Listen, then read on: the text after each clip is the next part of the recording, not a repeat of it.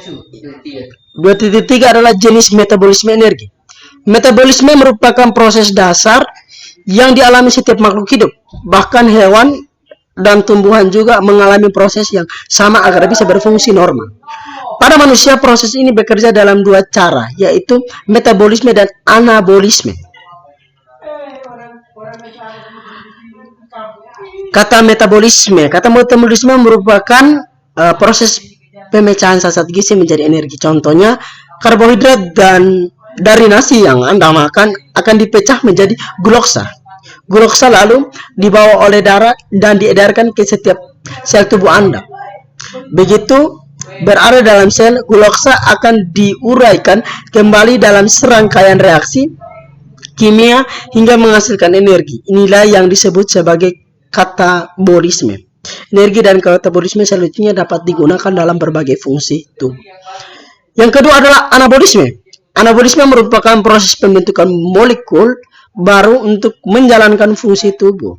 Proses ini terjadi saat tubuh memperbaiki jaringan yang rusak, menghasilkan hormon dan sebagainya. Anabolisme akan menghabiskan energi. Energi yang digunakan tubuh dalam melakukan anabolisme berasal dari katabolisme. Berbagai zat di dalam sel akan dikumpulkan, kemudian dibentuk menjadi suatu zat baru yang bisa digunakan tubuh untuk menjalankan fungsinya. 2.4 adalah faktor yang mempengaruhi laju metabolisme. Di bawah ini beberapa faktor yang mempengaruhi metabolisme Anda. Yang pertama, ukuran dan komposisi tubuh. Laju metabolisme, orang yang berotot akan bertumbuh besar lebih cepat karena mereka membutuhkan banyak energi. Jenis kelamin, laki-laki biasanya memiliki massa otot yang lebih besar dibandingkan wanita, sehingga pembakaran energinya lebih cepat. Usia, massa otot berkurang seiring bertambahnya usia. Hal itu menyebabkan laju pertumbuhan energi juga menurun. Kondisi medis tertentu, beberapa orang mungkin mempunyai kondisi medis yang mempengaruhi laju metabolismenya. 2.5 adalah cara meningkatkan laju metabolisme. Yang pertama, proses metabolisme yang cepat, tidak serta merata, membuat seorang menjadi lebih sehat dari yang lain.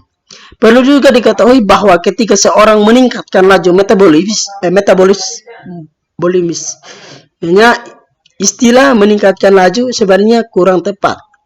Jika Anda ingin meningkatkan laju pembakaran kalori, simak beberapa tips yang bisa Anda coba di bawah ini. Yang pertama adalah melakukan olahraga aerobik.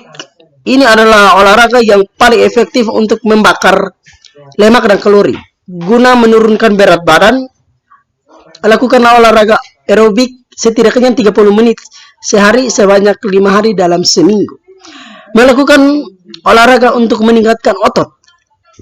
Jaringan otot membakar lebih banyak kalori daripada jaringan lemak. Maka dari itu, membentuk massa otot dengan cara angkut beban akan membantu Anda meningkatkan laju metabolisme secara tingkat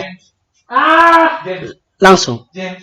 Mengkonsumsi makanan dan minum tertentu. Beberapa jenis makanan dan minuman diklaim dapat meningkatkan laju metabolisme.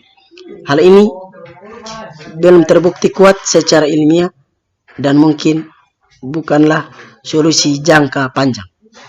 Namun tidak ada salahnya untuk menambahkannya dalam menu harian Anda. Makanan dan minuman tersebut meliputi makanan tinggi protein seperti ayam, telur, dan kacang-kacangan, makanan pedas yang berempuk, teh hijau dan teh oolong, kopi hitam. Gangguan metabolisme, beberapa orang mungkin memiliki kondisi medis tertentu yang dapat menyebabkan gangguan metabolisme. Gangguan metabolisme merujuk pada segala penyakit atau kondisi yang disebabkan oleh reaksi kimia abnormal pada sel-sel tubuh. Penyebabnya bisa jadi jumlah enzim atau hormon metabolisme yang tidak tak normal, perubahan pada fungsi keduanya saat reaksi kimia tubuh terhambat akan rusak serta berkurang, atau penumpukan zat beracun dapat terjadi dan menyebabkan gejala serius. Di bawah ini beberapa bentuk gangguan metabolisme yang bisa terjadi. Yang pertama adalah kelainan metabolisme bawaan. Kelainan metabolisme bawaan terjadi sejak bayi dilahirkan. Kondisi ini cukup langka dengan jumlah kasus 1 dari 800 kelahiran. Bayi yang lahir dengan kelainan ini mungkin menunjukkan gejala seperti masalah hormon, penyakit jantung, dan lain-lain. Ada pula bentuk kelainan yang lebih umum seperti goloktosomia dan fenikotomoria. Bayi yang lahir dengan goloksotomia tidak mempunyai cukup enzim goloksa yang diperlukan untuk memecahkan gula pada susu. Sementara itu, fenikotonuria disebabkan oleh kelainan pada enzim yang memecah asam amino fenilalanin. Enzim ini diperlukan untuk pertumbuhan normal dan produksi protein.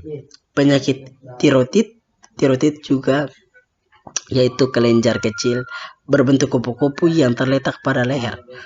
Fungsinya untuk memproduksi hormon trikosin sebagai pengatur proses metabolisme serta menjadi fungsi berbagai organ vital tubuh, terutama jantung, otak, otot, dan kulit.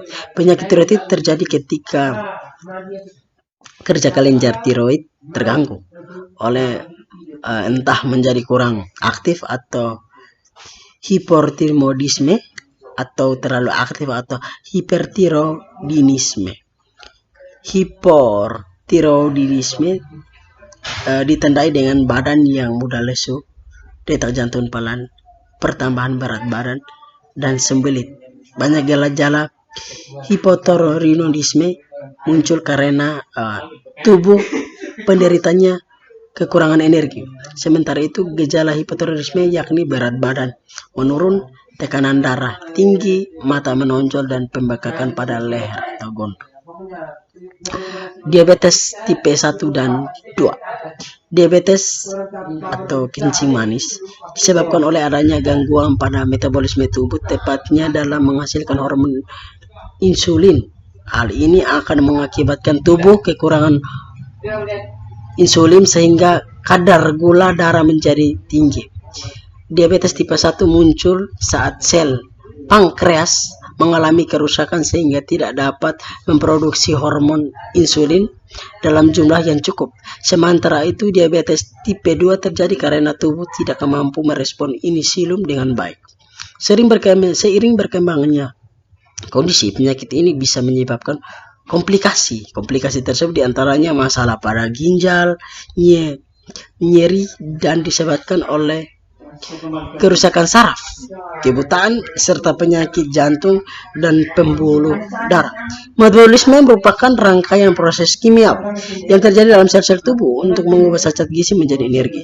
Energi inilah yang membuat tubuh dapat menjalankan fungsi-fungsi dasarnya untuk bertahan hidup. Proses yang dialami tubuh saat proses metabolisme berbeda dengan pencernaan. Walau demikian, keduanya merupakan unsur yang tak terpisahkan. Guna menjaga kelangsungan metabolisme yang normal, pastikan Anda menjamin pola makan dan gaya hidup yang sehat. Tak hanya itu, metabolisme juga memiliki fungsi lain yang tak kalah pentingnya bagi tubuh, seperti yang pertama, menggantikan sel yang rusak. Pada proses metabolisme protein akan terjadi perubahan dua buah senyawa, yaitu polimer dan monomer. Asam amino polimer sendiri merupakan protein yang memiliki beragam fungsi seperti membentuk struktur sel dan mengganti sel yang rusak. Sehingga dengan proses metabolisme protein, kerusakan sel atau jaringan pada tubuh dapat diatasi dengan cepat. Respirasi jaringan pada tubuh. Fungsi ini bisa Anda dapatkan ketika proses metabolisme tubuh dalam kondisi baik dan maksimal, serta asupan gizi yang dibutuhkan tubuh terpenuhi dengan baik. Pertumbuhan jaringan tubuh. Perlu Anda ketahui, hampir semua zat gizi yang masuk dalam tubuh makhluk hidup memiliki satu fungsi yang sama untuk pertumbuhan jaringan tubuh. Jadi ketika zat gizi dapat diubah menjadi energi, maka perubahan jaringan juga akan terjadi secara otomatis.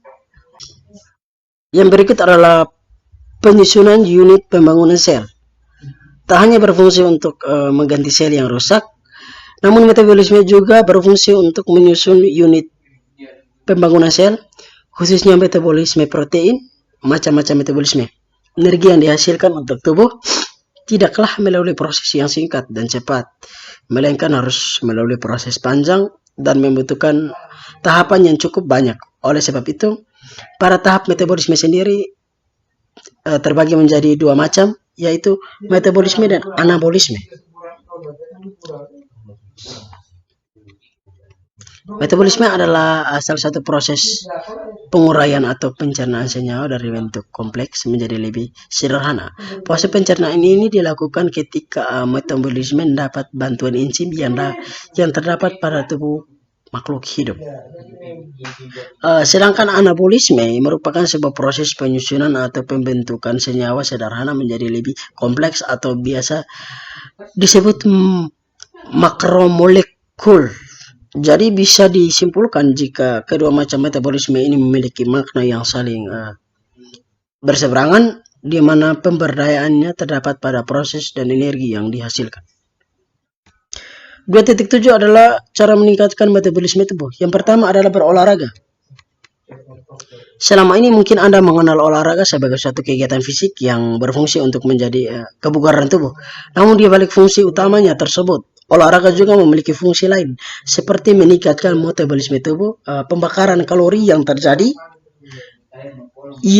selama Anda melakukan olahraga akan membuat tubuh melakukan metabolisme lebih baik demi memenuhi kebutuhan kalori atau energi. Selama itu, pembakaran kalori juga sangat berperan dalam pembentukan massa otot. Berikutnya adalah memperbanyak konsumsi air putih. Sudah bukan rahasia lagi jika air putih memiliki begitu banyak manfaat bagi tubuh. Bahkan 80% dari tubuh Anda merupakan air. Hal ini menunjukkan beberapa pentingnya air bagi tubuh. Hingga ketika persentase air dalam tubuh menurun drastis, maka akan muncul sebuah masalah kesehatan seperti dehidrasi. Rutin mengkonsumsi air putih sebanyak 8 liter per hari ternyata ampuh menjaga dan memenuhi kebutuhan cairan harian Anda. Selain itu, 8 liter air yang Anda konsumsi setiap harinya juga dapat meningkatkan metabolisme hingga 80%.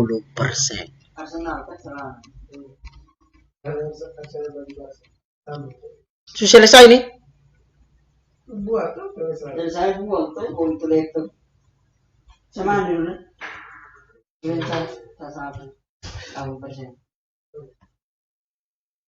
Terima kasih. Belum. Lu otaknya terima kasih itu. Sampai dipotong. Mas Andre. Oke. Sama dulu. Terima kasih juga. Baik video pembelajaran untuk latihan laporan. Sama. Baik, ini hasil video pembelajaran untuk hasil laporan dari diskusi kelompok kami. Oleh karena itu sekian dan terima kasih. Shalom, salam olahraga.